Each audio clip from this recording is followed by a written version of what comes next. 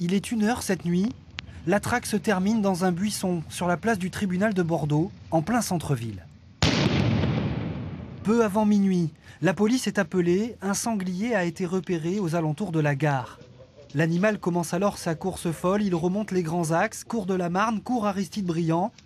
Poursuivi par tous les effectifs de nuit de la police bordelaise, il se réfugie ici dans une petite rue, coincé entre deux voitures de la BAC.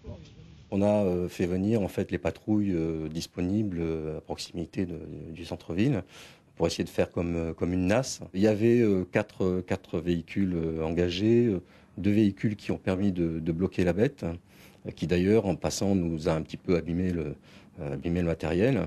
Apeuré, il parvient à repartir, il percute même une piétonne.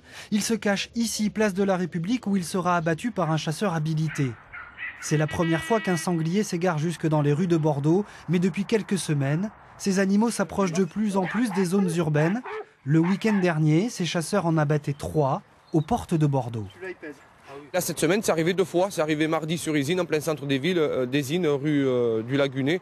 Pareil, un sanglier qui était en plein milieu des maisons résidentielles.